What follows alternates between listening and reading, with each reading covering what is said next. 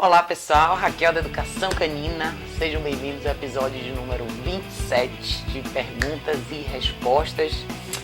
Eu sei que eu prometi para vocês algumas coisas essa semana, como fazer alguns Facebook Lives para fazer algumas perguntas do dia, mas infelizmente não consegui fazer, foram muitas coisas essa semana que aconteceram, muitos cães novos, mas tá tudo planejado, eu vou fazer sim, essa semana agora, sem falta eu vou fazer, porque tem muito assunto bacana que a gente precisa abordar. Principalmente em relação à questão da ansiedade. Isso é uma coisa muito importante e eu vou fazer um vídeo separado sobre isso. Mas vamos lá para as perguntas dessa semana. Vamos ver quais foram as dúvidas de vocês dessa vez.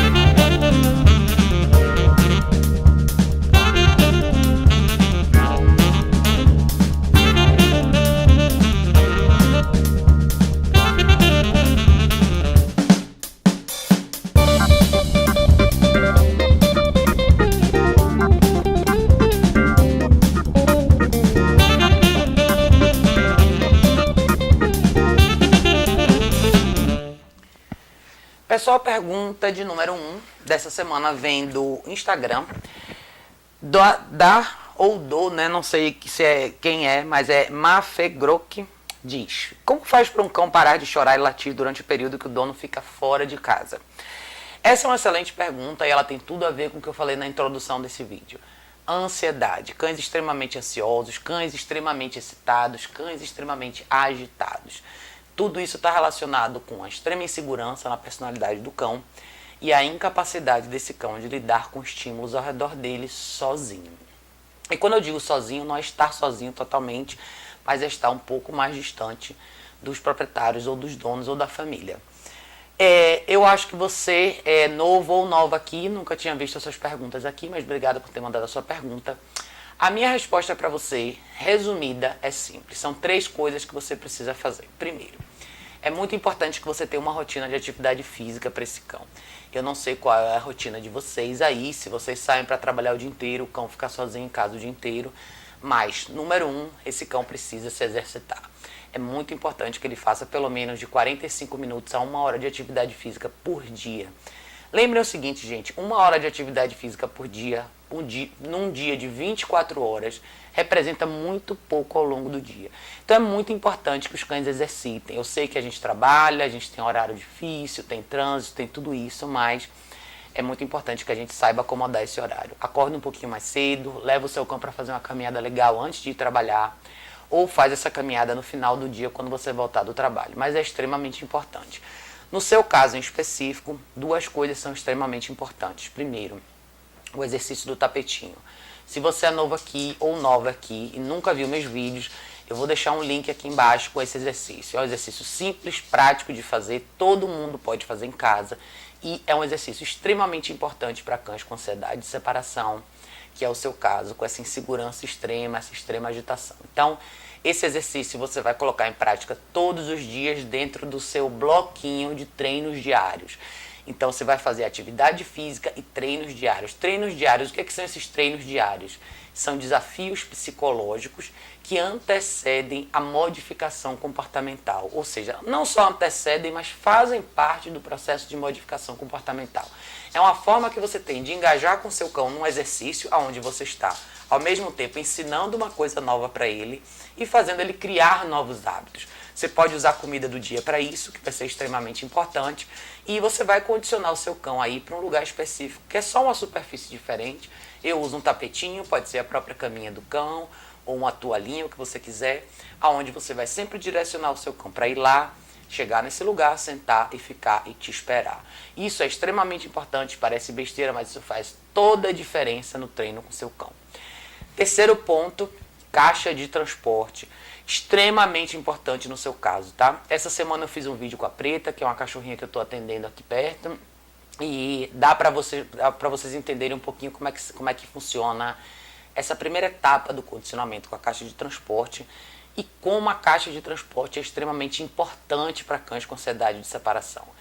Cães que desenvolvem essa certa fobia, eu gosto de falar essa palavra, que é uma palavra forte, mas é real. Quando a gente tem uma relação com os cães, onde a gente permite que eles sigam a gente pela casa o tempo inteiro, estejam sempre no mesmo ambiente que a gente, nunca estejam um pouco mais distante que a gente, infelizmente você vai ter esse resultado. Ansiedade de separação é uma coisa completamente não natural para os cães. Isso não existe no mundo deles. O que existe no mundo deles é um contexto de matilha, mas não existe esse pânico, esse desespero. Isso só acontece com os cães domésticos porque a gente condiciona muito afeto no relacionamento. Então, a gente passa o dia inteiro trabalhando, volta para casa, a gente quer abraçar, quer beijar, quer carregar no colo, quer dormir junto. Mas a gente não quer fazer o outro lado, que é orientar os cães, educar, mostrar o certo e o errado, mostrar quais são as regras, quais são as consequências para o que o cão faz de certo, para o que o cão faz de errado. Então, o sentimento de culpa da nossa ausência gera um afeto em excesso que gera uma desorientação para o cão. Então é muito importante que dentro do convívio doméstico você reduza bastante o grau de afeto, você reduza bastante mesmo. É muito importante que esse cão aprenda só a existir ao redor de vocês ao invés de engajar fisicamente com você. E o engajamento fique nos treinos diários. Quais são os treinos diários? Todos os exercícios de obediência que você puder fazer em casa. Ensine o seu cão a sentar, ensine ele a deitar, ensine ele a fazer tudo isso no tapetinho. Faça um ritual de alimentação legal, ou seja, em vez de você colocar no potinho a comida, use a comida do dia para fazer esse condicionamento, para ensinar coisas novas para o seu cão. Principalmente se o seu cão fica em casa sozinho o dia inteiro, sem nenhuma interação. Então é muito importante que ele tenha a mente dele ocupada. Então a sua presença não represente só afeto, mas a sua presença represente também orientação. E a caixa de transporte vai ser um elemento fundamental para você em momentos de saída, quando você não estiver em casa. Eu não sei se você trabalha fora o dia inteiro, se for esse o caso, você vai ter que usar a caixa de transporte no início, em períodos mais curtos, para que o seu cão possa se ambientar com isso. Lembre que sempre vai existir resistência no início, mas se você fizer o condicionamento certo, se você apresentar a caixa de transporte da forma correta, com certeza seu cão vai fazer uma ótima associação. Eu trabalho bastante com caixa de transporte, eu tenho aqui em casa para os meus cães, inclusive eu indico bastante para os meus clientes e normalmente você não vê problema. Isso é muito mais nosso do que deles. Se você vê a caixa de transporte como uma coisa ruim, como uma punição, que na verdade não tem nada a ver com isso, a caixa de transporte representa relaxamento, tranquilidade e sossego para o seu cão. Então se você não vê a caixa de transporte do jeito certo, provavelmente seu cão vai ter uma relação ruim com ela também. Mas se você vê a caixa de transporte da maneira correta, com certeza você vai ter um outro resultado, uma coisa bem mais bacana. Você vai ver o seu cão relacionar a caixa de transporte com o quartinho dele, um momento de relaxamento, e é para lá que ele tem que ir quando você está fora de casa, tá? Mas o seu caso é complexo, porque você não me deu tantos detalhes, mas no geral dá para perceber que é um caso clássico de ansiedade de separação, tá? Se você estiver em São Paulo, precisar de ajuda, entre em contato comigo, a gente pode marcar uma aula na prática, mas dá uma olhada nos meus vídeos anteriores, você vai achar muita coisa bacana, interessante sobre ansiedade de separação, inclusive um artigo bem legal que eu tenho no site falando sobre isso, vou deixar o link aqui para vocês também, tá bom? Obrigado pela sua pergunta. A sua pergunta de número 2 também vem do Instagram, os nomes do Instagram, gente. Gel Almeida 10. Pergunta é simples e direta: agressividade com outros cães. Bom, eu tenho um artigo bem legal sobre agressividade com outros cães no site, que vocês podem dar uma olhada também, vou deixar o link aqui embaixo para vocês verem. Agressividade com outros cães, gente, muitas vezes é confundida, tá? Nem todos os cães são agressivos, aliás, a maioria não é. Você tem uma grande diferença entre agressividade e reatividade. Qual a diferença? Agressividade com os cães são cães com intenção de machucar de verdade. Na maioria das vezes o que você tem é reatividade, ou seja, cães que reagem ao encontro de outros cães quando estão na guia, quando estão dentro do portão de casa, quando vêm outros cães na rua, uma situação específica. Então, a primeira coisa que vocês têm que perceber é o seguinte: qual é a situação real? Existe agressividade ou existe reatividade? Lógico que a reatividade pode gerar uma agressividade se isso virar um hábito, mas a maioria dos cães tem reatividade. Mas se for agressividade o seu caso, que é cães com intenção de machucar realmente outros cães, a primeira coisa que você tem que fazer é procurar um profissional, tá? Eu nunca indico para as pessoas tentarem resolver esse tipo de problema sozinhos, até porque todo mundo pode se machucar de verdade. São casos bem mais perigosos. Você vai ter que fazer uma série de alterações na sua rotina. Você vai ter que, em primeiro lugar, condicionar o seu cão com a focinheira. É extremamente importante você fazer esse condicionamento, até porque nenhum bom profissional vai conseguir fazer um bom trabalho com o seu cachorro antes que ele esteja condicionado com a focinheira. Isso é o primeiro passo, é o básico, é o mais importante. Depois disso, você vai ter que fazer uma série de condicionamentos com o seu cão, mas particularmente a minha grande indicação para você é procure um profissional. A agressividade pode ser extremamente perigoso para você, para outros cães, para outras pessoas. E se você não tiver uma boa orientação e não souber exatamente o que você está fazendo, muita gente pode se machucar ao longo do caminho, tá?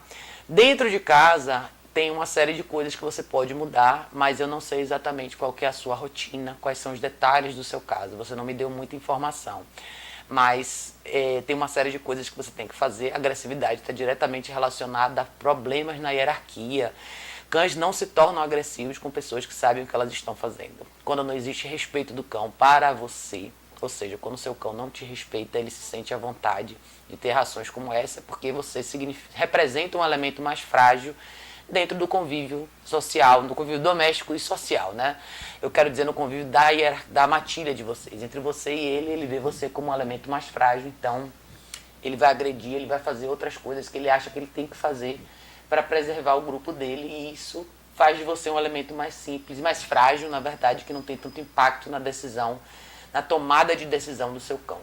Então, é muito importante você revisar o seu relacionamento com ele, como você lida com o seu cão, qual o grau de afeto que você tem, qual o grau de interação, como funciona a interação entre vocês dois. E se você fizer uma análise detalhada, você provavelmente vai ver que o seu cão toma todas as decisões e você não. Então a primeira coisa que você tem que fazer é mudar esse jogo, mudar esse seu papel na hierarquia. Mas, de novo, procure um profissional, tá? A última coisa que eu quero aqui é que qualquer um de vocês se machuquem tentando fazer coisas que vocês não estão preparados ainda para fazer. Agressividade é um outro capítulo, na verdade a agressividade é um outro livro, é uma outra história bem mais complexa, e se você não tem experiência, procure alguém que tem, tá? É muito sério isso e eu não quero que ninguém se machuque. Então procure um profissional, faça um bom trabalho com ele, peça muita orientação, esteja disposto a mudar muita coisa na sua rotina, muita coisa mesmo. Para você lidar com agressividade ou até reatividade num grau mais alto, exige muita dedicação de quem está com esse cão. É muita paciência, muita dedicação para você recriar todas as associações e realmente para você ter uma postura mais firme e saber contracondicionar todas essas reações aí que geram esse problema que é bem grave, tá? Se você estiver em São Paulo, precisar de ajuda, entre em contato comigo. A gente pode marcar uma aula na prática. Ou se você não estiver em São Paulo, eu também atendo por Skype, você pode marcar um Skype comigo, a gente pode conversar sobre isso. Mas não deixe de procurar ajuda, tá? A agressividade é um dos grandes problemas, muitas vezes mal interpretados, e que desencadeiam no fim da vida dos cães. Seja porque eles são devolvidos para alguma organização, ou eventualmente são sacrificados porque ninguém sabe o que fazer com eles. Então, não deixe passar, procure ajuda o mais rápido possível, tá bom? Obrigada pela sua pergunta. Pessoal, pergunta de número 3 também vem do Instagram, da Carla Munique. A Carla diz: meu cão destrói sapatos, chinelos, óculos, etc. Ou seja, tudo que ele vê pela frente. Como controlar isso? Carla, o seu caso é um caso super clássico de cães com muito tédio, sem muita interação, sem muito desafio psicológico. Eu falo muito desse termo porque tudo que engaja com a mente do seu cão, toda atividade que engaja com a mente do seu cão é extremamente importante. E quando o seu cão não tem atividade física suficiente, nem desafio psicológico suficiente, ele vai achar o que fazer. É o mesmo caso de cães que ficam no quintal e comem as plantas, arrancam roupas do varal, ou mordem o armário da cozinha, ou comem controle remoto, enfim. Esses cães são cães que estão deixando bem claro pra gente o seguinte: olha, está faltando muita coisa na minha vida, está faltando desafio psicológico, eu preciso de alguma coisa para fazer, por favor, me dê alguma coisa para fazer. É mais ou menos isso que o seu cão está querendo te dizer, tá? Então, Carla, é muito importante você revisar qual a programação do seu cão, qual a rotina que o seu cão tem diariamente. Você sai para caminhar, quantas caminhadas por dia ele faz, quanto tempo dura essa caminhada, como funciona a sua caminhada. Seu cão anda do seu lado direitinho, te acompanha tranquilamente, ou você tem problemas na sua caminhada. Se você já tiver problema na sua caminhada, está na hora de você corrigir isso. Tá na hora de você procurar ajuda e aprender a andar direitinho com o seu cão. Segundo lugar, o que o seu cão faz ao longo do dia? Você tem horários por dia que você dedica para o seu cão, para fazer desafio psicológico, para engajar com a mente do seu cão. Façam treinos diários, gente. Eu várias vezes coloco vídeos meus aqui em casa, fazendo algumas coisas com os meus cães aqui. Eu faço isso para mostrar para vocês o quanto é importante essa rotina existir. E quando eu falo de rotina existir, não é por um período específico, não. É para o resto da vida dos cães. É muito importante que os cães tenham interação. Que você ensine todos os dias, pratique coisas novas todos os dias com seus cães. Gente, lembra o seguinte. A gente sai, a gente trabalha, a gente tem uma vida corrida. Os cães não têm quase nada para fazer na vida doméstica. É muito importante que você mexa com isso aqui, ó, com a cabeça do cão. Lembra o seguinte, os cães eles não foram feitos para viver em casas ou em apartamentos, assim. Falando de DNA, eles foram feitos para fazer muito mais do que eles fazem hoje. Então a gente usa muito pouco da capacidade deles e não é justo a gente não desafiar eles um pouco mais.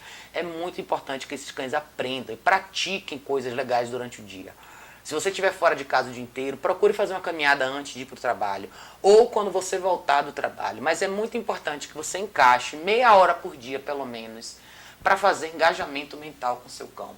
Use momentos da vida real, que é você vai lavar os pratos da janta. Traga um tapetinho para a cozinha e faça o exercício do tapetinho enquanto você lava os pratos. Ah, eu estou estudando. Enquanto você está estudando, deixa a caixinha de transporte no espaço que você está estudando, faça o condicionamento com a caixa de transporte. Tudo que eu faço, gente, tudo que eu mostro em relação aos treinos dentro de casa são coisas que vocês podem botar em prática em momentos da vida real, tá? Então, eu vou receber uma visita, uma pessoa vem na minha casa. Aproveite o seu momento da sua visita e faça metade da visita o exercício do tapetinho. A outra metade o cão fica na caixa de transporte. Ensine o seu cão a sentar, deitar e esperar. Quando ele aprender a fazer isso, ele pode participar de tudo da sua vida social. Você pode tomar café na padaria com ele. Você pode alugar um filme com ele. Você pode fazer uma série de coisas com ele. Então, quanto mais bem educado e mais bem orientado o seu cão for, maior é a possibilidade dele participar da sua vida ativa social. Mas isso começa em casa. Você precisa começar esse condicionamento em casa. Então, comportamento destrutivo é um sinal, um alerta enorme de tédio, falta de engajamento mental e provavelmente falta de desafio físico também, tá? Mas independente, só atividade física não vai resolver seu problema, tá, Carla? Atividade física é só uma parte desse processo. É muito importante que você trabalhe a mente do seu cão. Quando os cães procuram tudo para roer e comer dentro de casa, eles estão procurando o que fazer. E lembre, muitas vezes a gente não é capaz de dar o suficiente fisicamente para os cães, mas mentalmente a gente consegue. Então é todo o exercício que você fizer em casa vai ser um grande avanço para você trabalhar com ele. O que você vai escolher para fazer, na minha opinião, eu faria o exercício do tapetinho, que é extremamente importante, e use os jogos interativos. Você pode usar a alimentação do dia para fazer jogos interativos com o seu cão. Vários pet shops têm agora, são vários brinquedinhos onde você esconde pedacinhos de comida e o seu cão tem que encontrar. Se você não quiser comprar nada, gastar dinheiro nenhum, você pode fazer com tudo que tem na sua casa já. Pegue a porção de comida dele do dia e deixe ele numa área separada e esconda alguns pedaços da comida, deixe ele encontrar. Crie jogos onde ele tem que sentar para ganhar uma parte da comida, deitar para ganhar uma parte da comida, esperar para ganhar uma parte da comida. Dê uma volta, volte, pegue ele de novo, traga ele até você, enfim. Você pode treinar 4 coisas que são super importantes para a rotina social. O cão aprender a sentar, aprender a deitar, aprender a ficar e aprender a voltar para você quando ele é chamado. Esses são os 4 pilares do comportamento social. E quando você tem esses quatro comandos redondos, você consegue fazer bastante coisa com o seu cão. Então, use a alimentação do dia para treinar essas 4 coisas dentro da sua própria casa. E se você quiser se divertir ainda mais, pegue uma garrafinha, coloque um pouquinho de ração e faça um furinho. Muita gente faz isso. E aí você coloca a garrafinha e deixa o seu cão adivinhar, tentar tirar um grãozinho de cada vez da garrafinha para conseguir comer. Tem alguns brinquedinhos prontos que você pode fazer isso. Mas esse brinquedo e essa atividade específica não substitui o seu momento de engajamento e orientação com o seu cão, tá? Eu estou te dando várias alternativas. O ideal é você juntar todas elas numa rotina só. Então, atividade física, caminhada estruturada com você, Treinos diários é onde você vai orientar e você vai treinar o seu cão a fazer uma série de comportamentos, e atividade interativa, onde seu cão vai usar a mente para tentar descobrir como tira os grãozinhos da garrafinha. Então estou te dando 3 exemplos de coisas que você pode incorporar na sua rotina que não tomariam mais de 2 horas do seu dia de 24 horas. Então, se você tiver dedicação suficiente, isso por si só vai ser um grande elemento para você mudar um pouco a rotina do seu cão e deixar ele um pouco mais engajado com você. Lógico que se você incorporar a caixa de transporte vai ser melhor ainda, porque você vai ter tempo e lugar para o seu cão relaxar e ficar mais tranquilo quando você não puder supervisionar. Lembre o seguinte, uma das coisas que eu sempre falo em relação à caixa de transporte a caixa de transporte é o lugar mais seguro para o seu cão, principalmente quando ele tem comportamento destrutivo, como é o seu caso. Chinelo, óculos e etc. são coisas que podem ser extremamente prejudiciais para a saúde do seu cão. Alguns cães vão parar no hospital e tem que fazer cirurgia de emergência por causa de torção no estômago, em virtude do cão ter engolido um objeto que não pertence a ele, que ele não deveria ter engolido. Então isso pode realmente ser grave para você, tá? Então no seu caso, eu compraria uma caixa de transporte e começaria o condicionamento para você deixar ele lá quando você não puder supervisionar.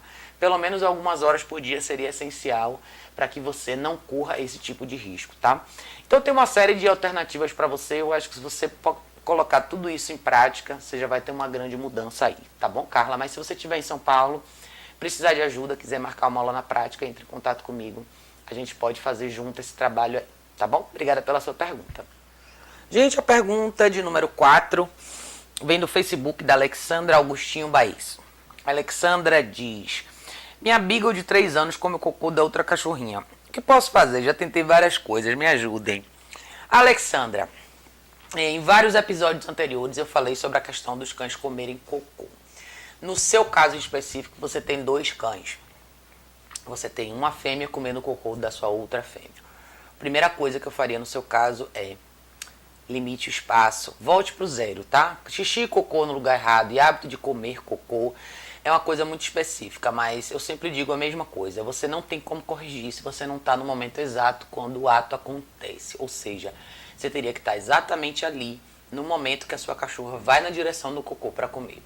A melhor técnica, na minha opinião, para você corrigir esse tipo de hábito é crie uma rotina extremamente linear. Então, o que isso significa? Caixa de transporte, liberdade totalmente 100% supervisionada, tá? Seu cão não faz nada, não tá solto em lugar nenhum, em momento nenhum, sem os seus olhos estarem nele. Isso é extremamente importante para você corrigir isso. Por quê? Porque você vai estar sempre presente e você vai estar sempre ali no momento que seu cão usar o banheiro para poder supervisionar. Lógico, isso requer muito do seu tempo. Então eu não sei o que é que você faz ao longo do dia, qual que é a sua rotina, mas seria extremamente importante que essa cachorrinha ficasse no espaço menor, de preferência na caixa de transporte, de novo, tá, gente? Quando você não puder supervisionar. É muito importante que você tenha uma rotina legal para ela, faça atividades legais com ela, atividade física, faça uma caminhada legal, faça treinos diários. Gente, comer cocô, como outros comportamentos, na minha opinião, não existe nenhuma resposta específica para isso.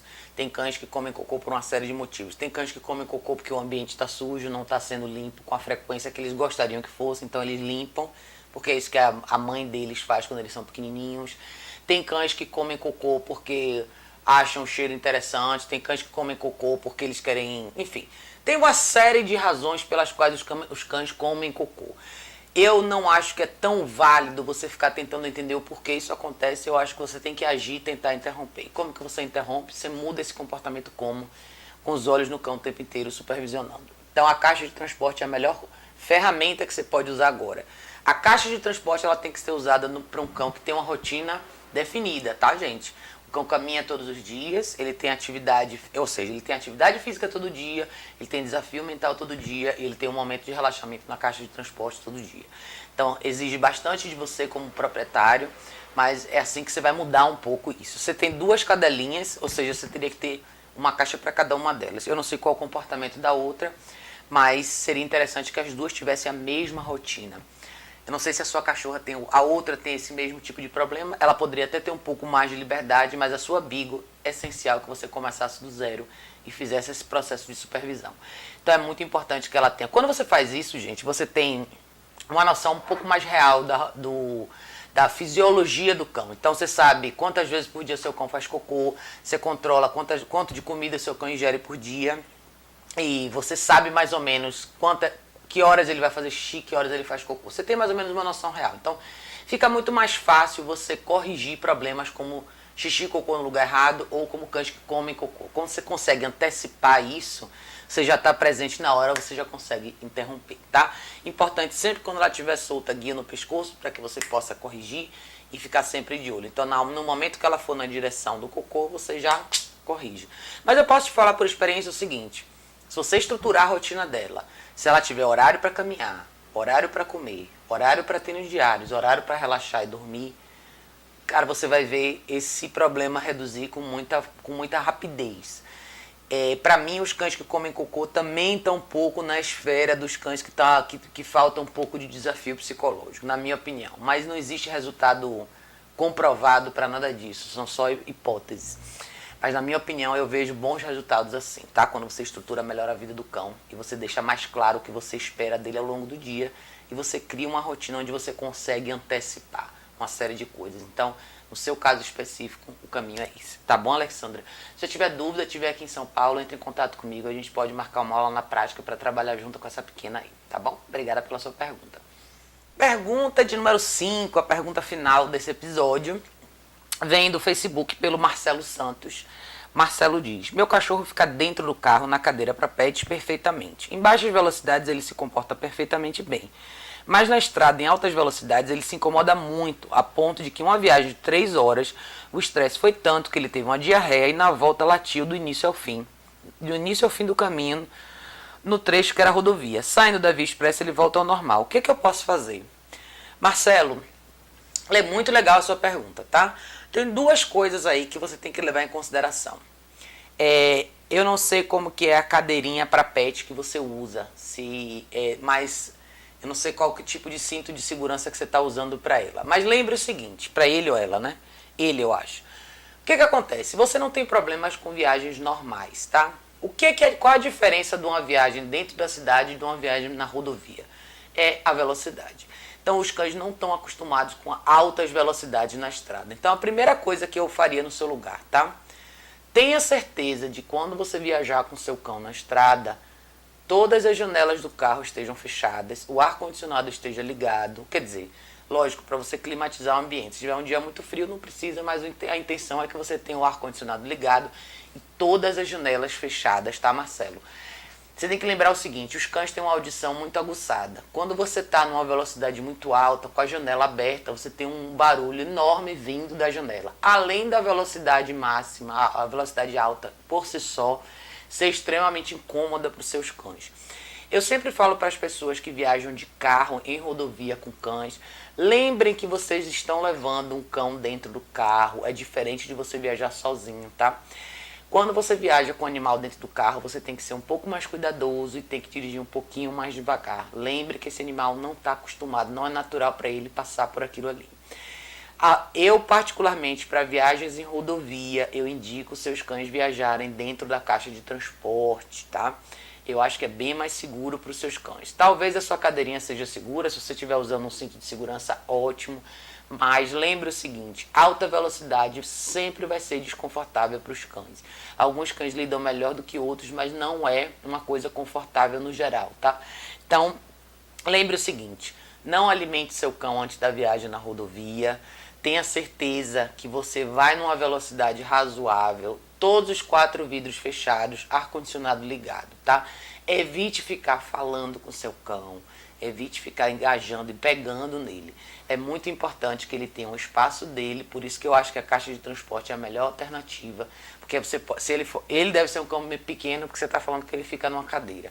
Você pode colocar a caixinha de transporte embaixo do seu banco, atrás, e ele vai ficar no espacinho tranquilo. O impacto do barulho vai ser menor e ele vai ter mais tranquilidade. Eu, particularmente, no seu caso, faria isso, tá? Se ele viaja tranquilamente na cidade e ele só tem problema na estrada, provavelmente é o impacto da velocidade alta, os barulhos são coisas que não são comuns para ele ainda. Então, outra coisa importante, tá? Quando você está dirigindo na estrada, muita gente tende a viajar com som muito alto. E isso é meio nocivo para os cães também. De novo, a audição deles é muito mais aguçada do que a nossa. Então, se você tiver com o rádio ligado, ouvindo um CD, lembre de colocar uma música mais calma, mais tranquila e num volume razoável para não agredir o ouvido do seu cão. Lembre que o seu cachorro tem uma audição muito mais aguçada que a sua. Aquele já é um momento de estresse, ele já está lidando com a velocidade acima do normal, já tem outros barulhos, o próprio barulho do motor do carro já é grande, então não adicione mais estresse onde você já tem. Terceiro lugar, o que você pode eventualmente fazer é consulte o seu veterinário para ver se você pode tratar homeopaticamente a questão das viagens, ou seja, todo tratamento homeopático e fitoterápico, que são florais que você pode usar para reduzir um pouco esse estresse, são tratamentos a longo prazo. Então não adianta você nunca usar e querer usar só no dia da viagem, você tem que fazer isso a longo prazo.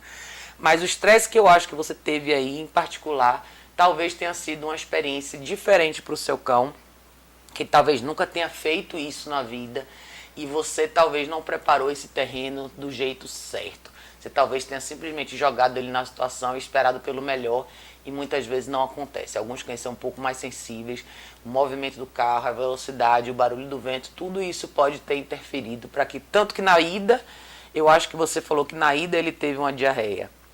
E na volta ele já latiu do início ao fim. Então a ida era uma experiência nova, ele não sabia o que fazer, ele teve um certo grau de estresse. Na volta ele já associou com a experiência ruim, então ele já vocalizou o caminho todo. Então eu, particularmente no seu caso, eu transicionaria da cadeirinha pet para a caixa de transporte. Lembre de fechar os vidros, ligar o ar-condicionado, uma música mais calma e mais sutil ao longo do caminho e vá um pouquinho mais devagar, tá? Lembre que você tem um cachorro dentro do carro e às vezes para você condicionar um cão para uma experiência nova exige um certo tempo e uma certa paciência da nossa parte. Então é muito importante você pensar um pouco nesses pequenos detalhes que podem fazer a diferença. Eventualmente, se você fizer uma homeopatia, um floral a longo prazo, quem sabe pode também te ajudar, mas eu acho que esses fatores que eu citei podem fazer a grande diferença nas suas viagens, tá bom, Marcelo? Se você precisar de ajuda, estiver aqui em São Paulo, entre em contato comigo, a gente pode marcar uma aula na prática, mas eu tenho certeza que se você mexer nesses detalhes aí, você vai ver um bom resultado, tá bom? Obrigada, Marcelo, pela sua pergunta. Bom, pessoal, o episódio 27 vai ficar por aqui. Obrigada a todos vocês que participaram. Para quem ainda não conhece como o episódio funciona, todo domingo eu deixo uma postagem no Instagram e no Facebook. Perguntas e respostas, deixa a sua aqui. Para ter a sua pergunta respondida aqui nos nossos vídeos no YouTube, é só deixar a sua pergunta nos comentários dessa foto de domingo, ou no Instagram, ou na nossa página do Facebook. Esperar o vídeo que sai toda sexta-feira aqui para vocês, tá bom? Obrigado a todos, pessoal. A gente se vê no próximo vídeo.